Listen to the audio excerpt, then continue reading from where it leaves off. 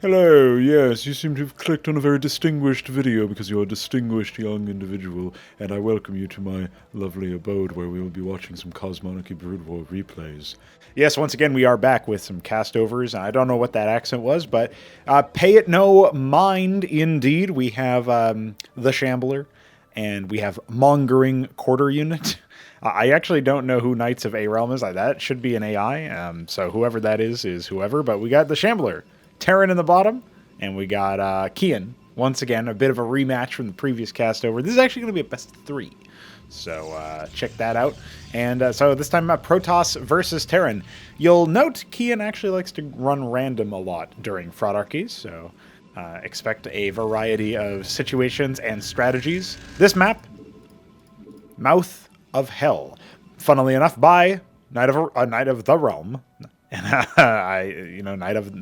Knights of A-Realm, Knight of the Realm. I don't know. That's very suspicious. I don't know why that's there. That must be some sort of goofball. So, judging by the total lack of gas here, I'm expecting Keyan to go for a lattice first. Indeed, that is what's going to happen. Shall we see shades of Balefall in this particular match, perhaps? It is possible. We do indeed have some gas being very slowly harvested now. Well, I say slowly, but he's got 3 gas harvesters, so it's not terribly slow. Shambler may be trying to correct some mistakes from the previous game where he took a while before harvesting gas, although I don't know if that's a mistake. It's more like a stylistic choice. That being said, some lovely Christmas presents, love those. And we have Keyan scouting. This is just a standard 1v1 map, no ifs, ands, or buts, no opportunity for a 3rd or 4th player, so there's no other spot where his opponent could be at, is what I'm trying to get at. So he knows exactly where to scout in this particular map. And we do see a fulcrum opener after the barracks is put down. So that's kind of interesting. Now in CMBW, you actually don't need the barracks first. And oh wow, a gas steal. Now that, I agree with the Shambler, dude. That is BM. He should be attacking with these Masons if he's not going to use them to harvest. It looks like he will finally do so with 1. And, you know, it's a good thing that Ridges recently got buffed to give you 3 instead of 2, because that is just rough, man. That is just rough. But, you know, it's a fairly aggressive amount of minerals. And look at this. Now we indeed have, well, I don't know about the stem there. Now we indeed have the, the response. I can't believe he Balefalled him. He gas stole into a vassal rush just to see how dirty he could be. Those are literally the first vassals that he could possibly do. Now, he is being distracted pretty successfully by the fact that the Masons are moving around over here. Now, again, that's shutting down several workers, but at this point, yeah, you can see the Goliath. It's just going to clean this right up. There's going to be no problems whatsoever. I don't even know why Keyan's even trying to entertain the idea that he could take down the Goliath with its 3 armor, excuse me.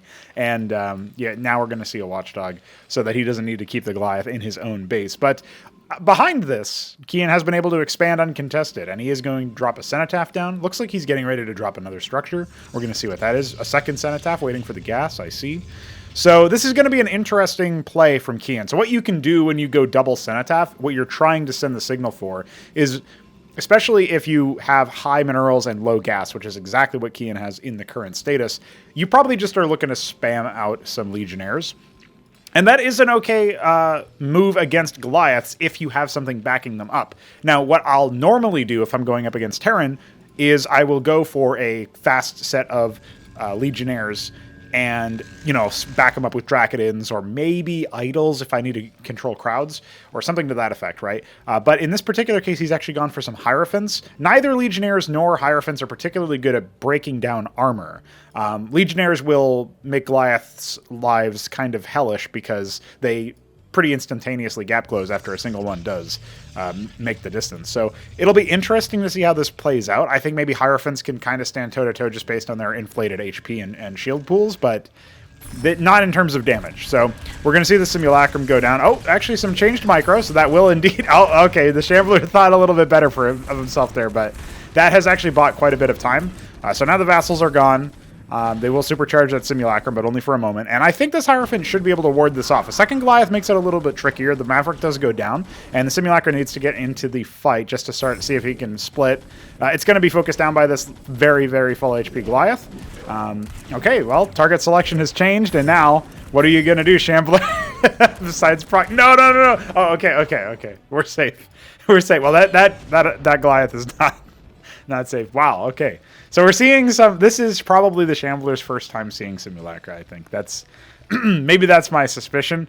But honestly, that could just happen to anybody, man. So at this point, I should cycle through to the Shambler's vision here. What happens? Where did he go? I think he saw a pylon. He can kind of assume based on that there was indeed an expansion. And I think that means he should try to either go for some sort of killer timing attack pretty early on, or he should expand himself. And so we're going to see what he's doing. Right now, he's not really expanding himself. And I'm also not sure if he's aware of that kind of game theory, but if you know your opponent has an expansion or is likely going to have an expansion, you I guess you can confirm that yourself, right? Like you could go Star Pad for a drop, but fairly difficult to, this is very well contained here. So fairly difficult to get there. Sorry for my, my throat. I just drank some coffee. It's in the morning. We're waking up.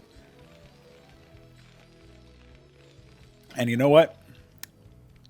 So is the Shambler. He's waking up to the fact that there's going to be a series of Hierophants aggressing onto him. So those Mavericks are not going to be long for the world. The stims, it looks like maybe those were double stims, both of them down to half HP. Keyan doesn't know this. He could just turn around and erase the Mavericks from existence. Something that, so, remember I was saying I was expecting Legionnaires as opposed to Hierophants.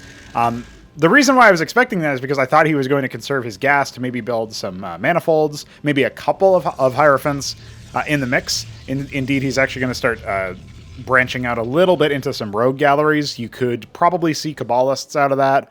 Maybe Vagrants if he's got an excessive amount of minerals, but so far I'm not actually seeing that yet. So, okay, he's starting to switch over into some Legionnaires now. He recognizes he probably wants a bit of a front line, but I also think he's in a situation where he can kind of just kill the very little number of Goliaths here. Like, the Shambler is presenting very powerfully, but he doesn't have the ability to actually deal with this, especially once the attack rate reduction starts to hit. He's a little bit of kiting, but the Cleric is down. One Goliath's really low HP. I'm surprised Keyan is actually falling back here. In particular, he has some reinforcements back at home. This is something where as soon as you pounce on that low HP Goliath, assuming it doesn't get healed up by the Cleric, yeah, I'm really amazed that this is all bravado and this is all just mind games. Like, there are zero routes for Keyan to lose an engagement here, unless maybe something like this happens where he's sort of disconnected. But even then, yeah, that Goliath should go down 3 HP. It lives with 3 HP, boys. You couldn't write a better narrative. Okay, so we do have the Kabbalists coming out. That's sort of what I expected. What you can do with that is just run in and pick off some of the high-value targets. 2 Kabbalists, send that Cleric lights out. Obviously, one of them will one-shot a Maverick. So I wouldn't expect really any resistance there. 40 damage a pop. The Armor Pen, I think, maybe is next to nothing, but it doesn't really matter, does it?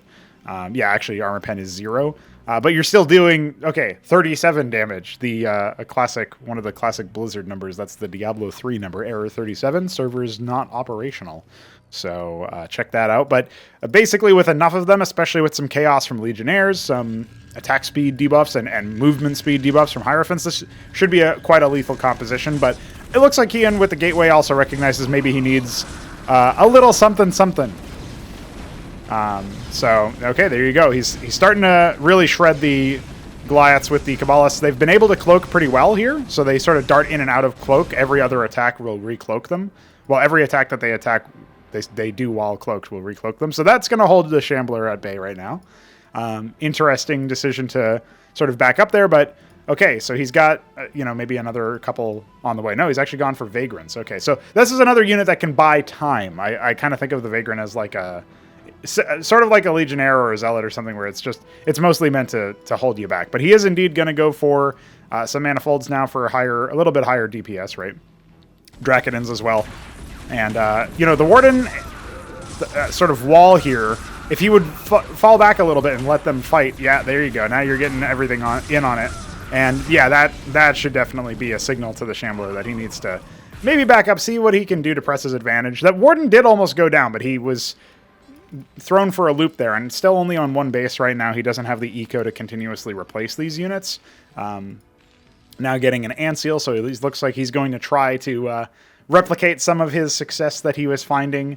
Some of the success both players were finding in our first match, right? So we're going to see how that works out. But yeah, interesting stuff. We're going to have to keep watch on the Antseal side. The Grand Library did indeed go down. A sequestered icon, so probably an Architect follow-up if I had to guess. Not too many people using a Cantors lately. Might have to take a look at them compared to Architects indeed, but maybe I'll be surprised. Maybe there will be some Cantors after all. So we'll hope, cross our fingers for some Iquares.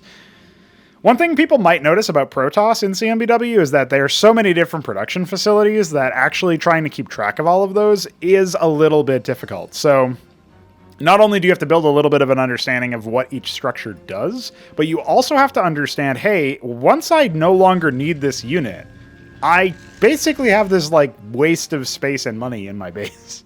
And that is something that, it kind of takes a little bit of planning. Technically, that sort of outmoding of your tech structures happens all the time for the other races. It's just to a greater degree, I think, in this particular case. So this pylon could get focused down if Shambler is a little savvy, but instead he's going to try to lure out Warcraft 3 style his opponents. And indeed, it looks like the Antseal is completely out of energy already. This army, this whole set should fall quite quickly, I think. So there you go. There you have it. The Goliath indeed going to be picked off here, and that's going to be the last of what Shambler had for significant army at this point. So he's going to be frantically building some additional units back at home.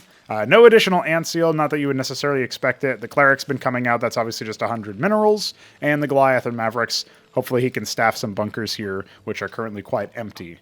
And meanwhile, it looks like Keyan has decided to not pursue his advantage. But I think once he looks at this again, he might say, wow, I really should have just attack moved because my opponent had nothing. And I'll make more points on this in just a moment. All right, I had to kick my dog out. So one thing you might not recognize until... it still looks like Keyan is like just so far ahead at this point, and he should be able to clean up this match. But one thing that is really hard to remember is when your opponent seems to have a tempo advantage on you and they're like constantly attacking you and, hey, look at that. Check it out. It's in a Cantor after all. What that probably means is that they don't have as much of an economic advantage. They've been pressing all of their micro and their APM and their attention and their economy into an attack force.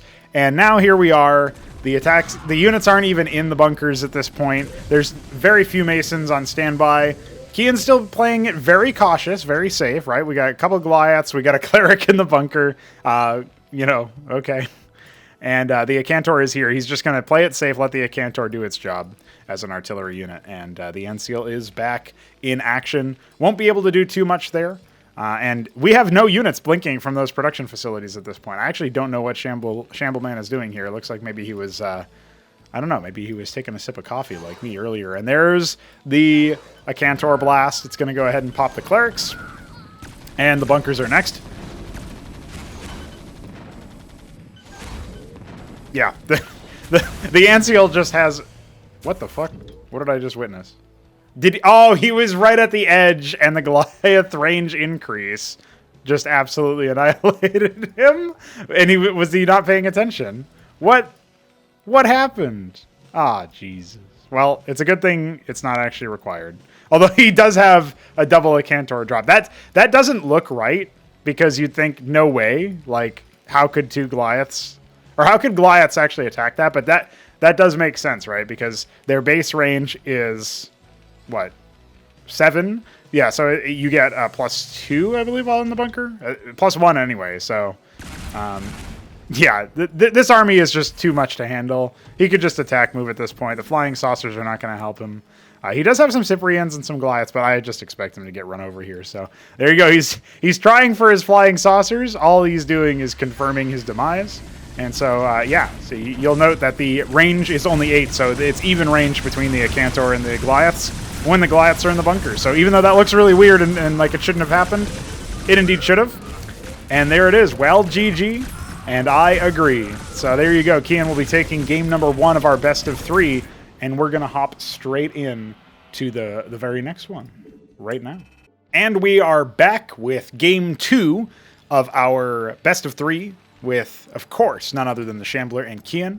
So obviously this is going to be a PvT once again. I'm not sure if Keyan has gone random every time or has specifically picked Protoss. So that is information I will probably ask for in the future. We do indeed have some interesting news. So while I watch this stuff unfold, I've actually already seen the opening minutes of this game. I will note that actually, this is a bit of a weird one, but it looks like if you play, or you watch a replay or maybe play a game, and then you watch another replay after that, it will break. And actually, that old bug where you have to restart the game between every game, you actually have to do for replays specifically now. So that's a pretty clear indicator that something is not being reset between games.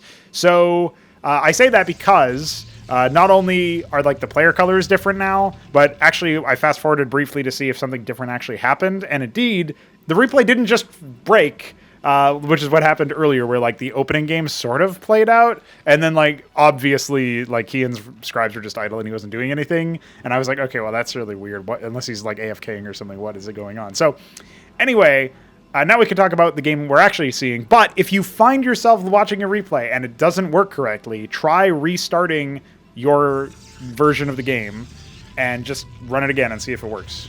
That might be the automagic fix for now, and we will look into figuring out whether something is just not being reset properly, which seems to be the case.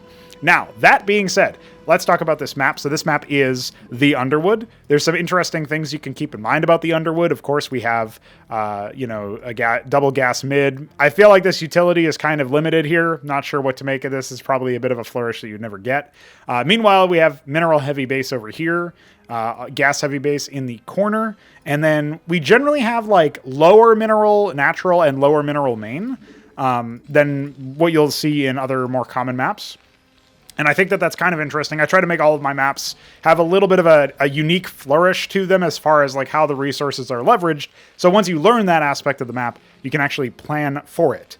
And we're also going to talk a little bit about scouting here. So Keyan scouts that his opponent has 5 Mavericks and was also harvesting the ridge. And these are both really interesting and important notes. If you scout that many Mavericks this early into the game, you can basically surmise it was a 2-racks, because there's not really a way that he would have that many Mavericks out with just 1 barracks. So that's something you got to be careful of. When you scout somebody harvesting the ridge, they're probably also harvesting the geyser. At worst, they're capping it, but they're probably harvesting it. And you can also start to build an understanding of like worker counts here. Although that being said, Shambler is actually very low on work. He's like cut workers massively here. He should have like, I want to say 1.5x the amount of workers he has by now. And he's just not done that because he's trying to get early military super fast. So that could also throw off your timings if you're used to that. That's just another thing to keep in mind. But at this point, we do indeed have a pretty considerable deviation from what most people would see just based on the worker count itself. That being said, when you scout somebody harvesting from the ridge, you can expect that they've saturated the gas. And the reason why that's important is they could be doing something else, like going for an ant seal, going for a star pad, going for a fulcrum. Shambler's kind of mixed it up a little bit. His most recent match, he obviously played on Mouth of Hel, or I think it was Mouth of Hel. That's the name of the map, right? The most recent match that we just watched previous to this, he obviously went fulcrum first, or fulcrum after barracks. So that was his first set of gas expenditure, and then he went medbay afterwards. Keyan went warden first. I really don't know why he did that. It's 150 minerals that you just don't get back. The only thing I can think of is that maybe he was deliberately trying to like signal, hey, I want to go for a macro game, but then he went for a gateway right after, right? So that's got a little confusing. And this is about to where I got to before when the replay broke. So I'm happy to see that there's a cenotaph here. It wasn't there before. So we do indeed see Hierophants back again, this time with 2 Drakodons. So this is actually pretty vulnerable to mass Mavericks, which is exactly what Shambler is targeting. And if this, Warden, for example, was on the front instead of the back, it maybe would serve him better. But Keyan doesn't know where exactly he's going to be attacked from. And so here he is trying to defend against this Anseal timing. Very, very dangerous, right? And so indeed the Zealot goes down. This is a bit of a point of some consternation. The Hierophant pops out very, very briefly. It's actually quite bad that the Hierophant pops out there. So he has to like sort of regenerate some shields. And, you know, it's actually not that much here. Like, there's really not that much left. And at this point, you can imagine the Maverick could have gone down if the Hierophant had focus fired it and then maybe kited back, and there would only be the Cyprian here. But the second Anseal, actually the second Anseal is not that big of a deal, can't fight you. So if you know, maybe move the Scribes up here towards the ridge, he's actually waiting for some more units to pop out, the Hierophant and the Dracodon. He is losing some Scribes, but again, the Shambler has not built a single extra Mason. He has, like, I don't know, maybe he has 12, yeah, maybe he has like 12 workers or something, right? And so this is a situation where you would obviously want to try and attack the Anseal from a range. He's not doing that, though. He's not even using most of his workers. But yes, he will indeed get it now. So there's absolutely nothing to be worried about, except for obviously these 4 extra Mavericks. But yeah. At this point, he should be maybe harvesting from this top mineral patch here. I feel like, you know, there's definitely ways to deal with this, but he was just very sloppy with how he tried to deal with those 2 units that got so much extra work. Now his workers are kind of spinning around, and indeed, yeah, the Anseals have had time to regenerate their energy. So there's pretty much no way to get through that. We are going to have some cope. And honestly, the Zealots died so quickly that maybe they would have done 50 damage. It probably would have cleared the Cyprian and the Maverick that had stuck around for that long, but there were 4 more Mavericks right after that. Maybe it would have happened the same thing. But yeah, I also feel like there wasn't really a whole lot that... I think Keyan could have won this engagement quite comfortably, and he probably had no idea that the Shambler still has not built an extra Mason this entire time. Like, 1, 2, 3, 4, 5... Like, so, okay, he's got 2, and then he's actually only got 12 workers this entire game. Like, I can't believe he won with 12 workers, by the way. 12 workers. That's how the Shambler beat Keyan, by not building more than a dozen workers. He didn't even build a base's dozen. He only built a worker's dozen, and that's just shocking to me. So let's get on to game number 3. You know we're back, actually trying to complete this best of 3. There's been a storied backstory to how this has all gone down, but just let me assure you, it's been a silly saga. So, replays syncing, they're not exactly as solid as you would think. We talked a little bit about a few different things in the previous 2 versions of the previous 2 games that were cast in this series, but we're trying to finish it off in style. We're going to try to take a look at how the series ends, and with any luck, we'll actually get the proper result out of this particular replay, because I did mention in the second cast that sometimes you have to restart the game and run it fresh, and that's the only way it'll be synced. Sometimes you have to run the replay for like 2 minutes and then restart the replay in order to make it synced. So that's what I had to do for this one. Otherwise, there would just be all sorts of goofiness. And so as a result, we're just sort of playing it by ear, and it's a very scuffed system, and I hope that we can fix it going forward so we don't have such weird issues. But, you know, I'm sure this time it'll be fine. So with that preamble out of the way, let's get into the final game of this best of 3 between the Shambler and Keyan. The Shambler in the top right, Keyan in the bottom left. Not sure if he was random this whole time. Again, that's something that I should definitely ask about. But we do indeed have him doing a Mason first scout. So this is scouted around, as you can see, 12 workers, by the way. Both players going for an early barracks, but obviously the Shambler, true to form, he's going to be harvesting a little bit of gas and going for a second Rax relatively early, so Keyan should obviously scout this out. So with that being said, Keyan obviously playing somewhat defensively. I did get some information, which is the reason why Keyan went Warden first in the second match on the Underwood, is because, and actually, he's actually going to lose that Mason. Okay, so that's unfortunate because of the way that the acceleration worked out, and it just so happened to like slow down within their range.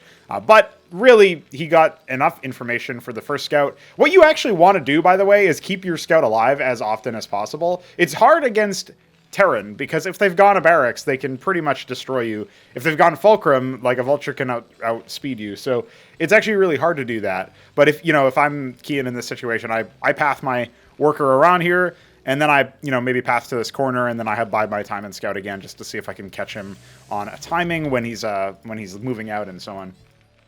But the reason why Keyan had gone Warden first behind his resources is because he had been bunker cheesed, apparently. There was a bunker liftoff, fast bunker liftoff, that landed in his mineral line, and I guess he found difficult to do, and that was in a previous match against the Shambler. So some mind games and some meta already developing here.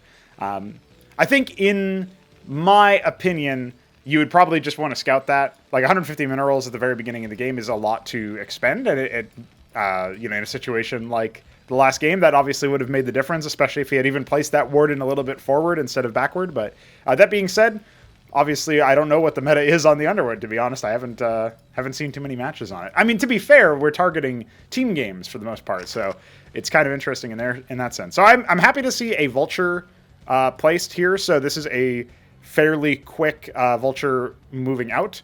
But one of the things that I really like about what Keyan does here is... we're seeing this move out in general, and as that is happening, we're seeing Keyan pull his Vulture back. He's not showing the Vulture. Shambler has no reason to suspect any mines, so this should turn into something where, like, if the mines are laid in the correct path or what have you, it should result in a pretty good initial setup here, and we should actually get a hold. Even if there were no mines, I think this attack should hold it. And there you go. You got two Maverick kills right at the very beginning. Because of the height. They actually somehow sidestepped this mine. Apparently, when you're just moving, directly down, then that is exactly what's going to happen. So here we go. That one's just sniped. So good control over that. At that point, the Shambler knows, hey, there's mines placed. There's probably more than one mine placed. So let me go ahead and see what I can do there. But as you can see, with the Ant Seal coming, this is the Shambler's bread and butter. He went for that star pad with his early gas expenditure. Another mine goes down, but it will be detected by the Ant Seal. And it looks like he was also able to... oh no, he just lost his other Maverick in the top there, but he's not going to wait for the rest of his reinforcements to come down. Mason's already here repairing, only a single Vulture lost, and a huge massacre in favor of Keyan. But he is still on his side of the map. He can't affect change currently. That being said, almost 500 minerals banked up for the Shambler at one point there, so he's definitely going to want to try to expand behind this. But he's got the tempo, so he can afford to do that. If we were to take a look at their worker counts, we can actually see that in the top right-hand corner. It's something I should be doing a lot more often in general, is 20 workers for Keyan and only 17 for the Shambler. This is also really 16 mining because one of them is too busy expanding. Of course, I guess it's actually only 18 mining, so it's really, really thin in terms of the margins. They're basically dead even because obviously Keyan has this stuck Mason above his barracks. Again, there is a dumb bug with lifted structures where you lift them off, and as a result of them being like immediately given a land order, they actually move slower. In this case, it's not a problem. The Shambler actually did have that problem show up in Mouth of Hel, so that's something to check out, I suppose. With the Ant Seal flyover, I'm not sure where it is now. It's gone back. Okay, you will see some watchdogs be placed over here. I'm not sure if maybe it's like an overcommittal. I guess because he's aware that Wraiths could be the play, and so he wants to guard against any potential movements in that respect. Even if it's just to ward off the scouting Ant Seals, it will prevent the Shambler from having too much money. And you know what? We might be stuck in for at least an expo per player. Obviously, Keyan's going down a little much later than the Shamblers, who's decided to opt for a bit more of a macro-oriented strategy. He's not actually going to be taking the fight to Keyan, it looks like. But this is the first time I'm seeing a long game on Boskevine, so I'm interested in that. This map is, of course, Boskevine, by the way. This is a map by none other than the Beaver 99, so you can see that in action.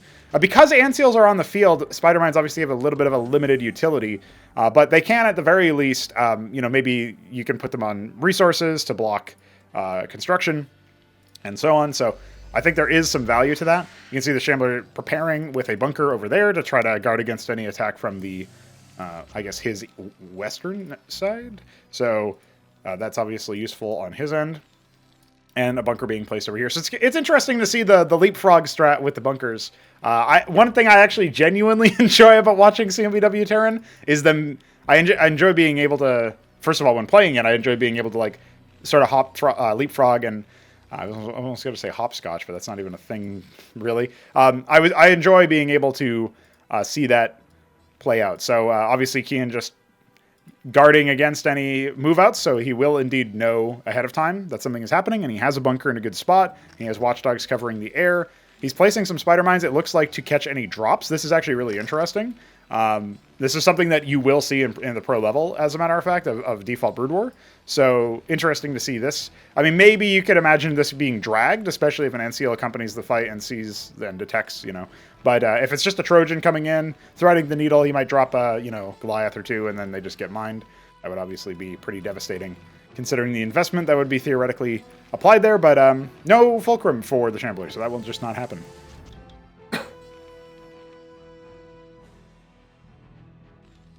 We're seeing still quite a mix of an army here.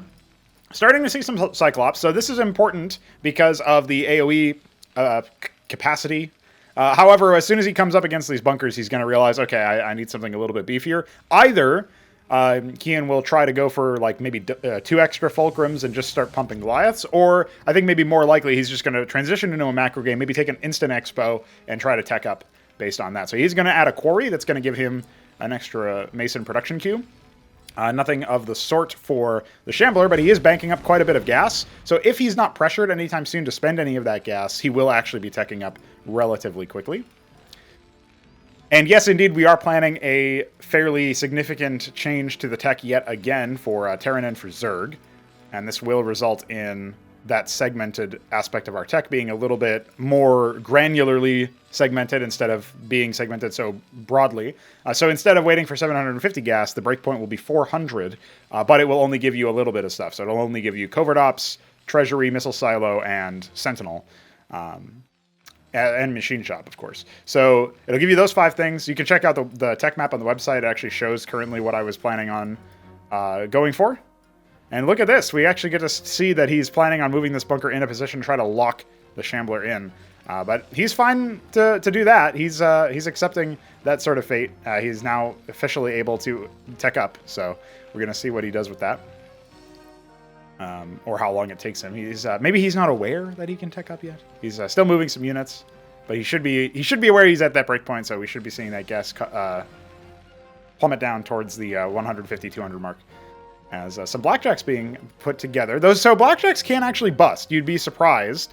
But blackjacks can actually, especially when they have clerics or shamans, just to keep up at their full attack rate, you can actually use them to break an opponent who's entrenched, just based on their durability.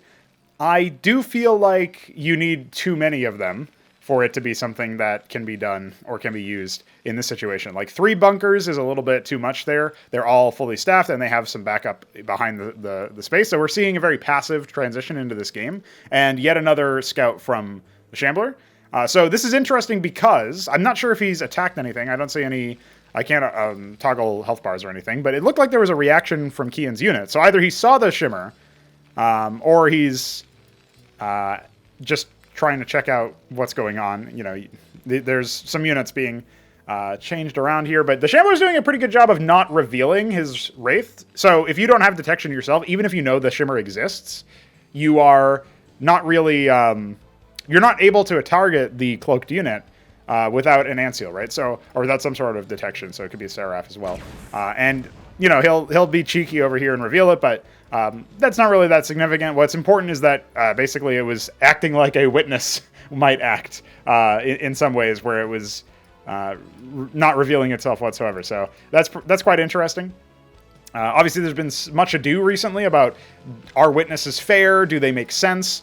Is it something that, you know, is reasonable to allow you to get so much scouting for basically so little risk, unless the enemy does indeed have detection? You know, maybe you could see some gas cost increase to it or something, so that it's a little bit more vulnerable, or a little bit more vital to snipe and vital to protect, because it's more of an investment. But I think beyond that, you know, we probably don't want to worry about implementing anything. I did consider briefly, like, what if you have a situation where when you get close to the witness is when it actually pops off and becomes your, like, becomes decloaked or whatever. Like, I did think about that, but I just feel like it would be a little finicky, and it's probably better to, if you scout an embassy, which is our name for the Forge, which now produces the Witness, the Envoy, which is our name for the Shuttle, and the, I think it's back to producing Scribes even, so that's cool. But yeah, generally speaking, when you see stuff like that, you know, you really want to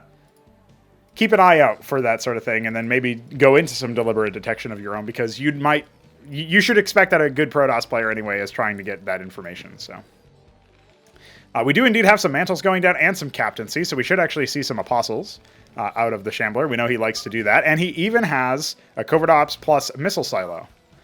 And apparently the Shambler cannot hold his liquor. So there you go. We got we have a little bit of an amusing situation there. We got some mines being put down over here. Again, mostly just nothing crazy. If, you know, Shambler's lazy about moving out with Anseals, he might get his military units completely owned by mines. We do indeed have an Eidolon being put out. So here we go. We are going to see if maybe he can nuke this very vulnerable base. If that happens, there is a window in time where the Eidolon will decloak for 2 seconds after painting the nuke. So you can actually snipe it, but you have to be in the area and on the ball. However, if Keyan knows roughly where it is, he does have an Anseal of his own. He's about to move it out, so this could be critical timing.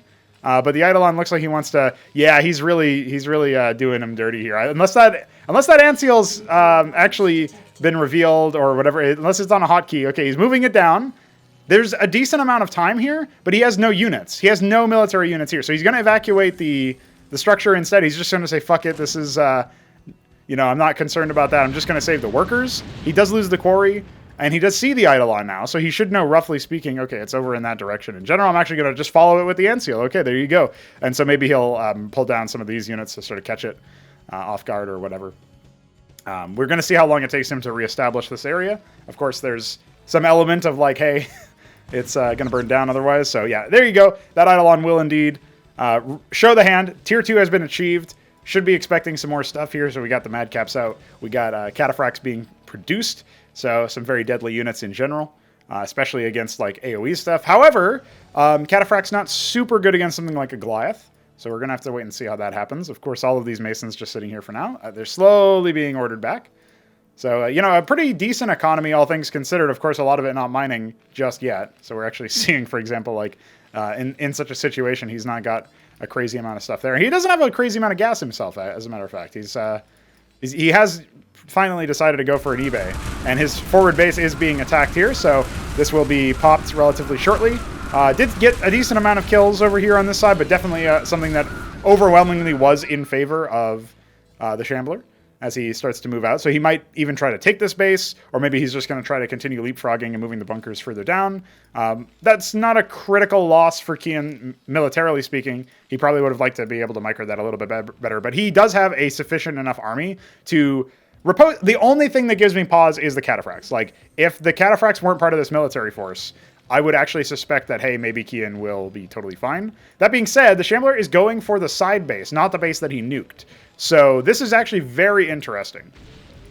There was even a controlled demolition fired off there by Keyan to get rid of the scrapyard. It kind of implies, hey, this guy really, at this point, mostly wants to go into some machine shops. So maybe he can get some phalanxes, play a little bit more defensively.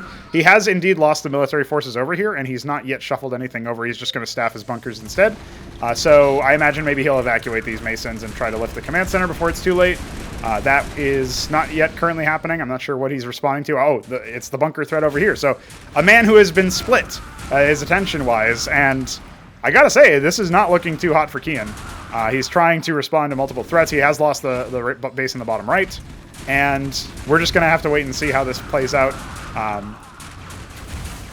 It is looking pretty rough. Like, you can't really fight against the Cataphracts at this point, and due to the height, there's not actually a height advantage on this level because of the limitations of the number of height levels that we actually have in Brood War.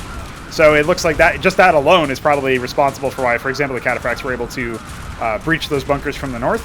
And it's just, I think the number of resources at this point, the number of reinforcements, is just going to be too much. The phalanxes are out, but, you know, that's not going to last too long.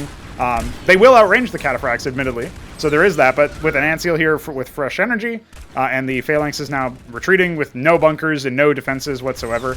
No front line, no other units, more Phalanxes being made, more Mavericks being made to try to buttress that. Okay, maybe some poor unit control from the Shambler can buy some time, but I just feel like with both of his extra bases being totally shut out, and now the Shambler microing a little bit, massing up his units, feels to me like I just don't see it making, I don't see him going anywhere. There is another base being set up here. I don't know about any other tech. He's keeping his gas quite low. I'm not even sure if he's got the nuke. It doesn't look like it. So, yeah, he's mostly just investing into more units at this point, and there are some more units being slowly whittled out and wheeled out on the map. There is a bunker going down, so maybe Keyan can, survive a little bit longer. He's got another bunker being floated from his mineral line, but pretty good maneuver to have the Shambler simultaneously attack the bottom right base and land some bunkers over here.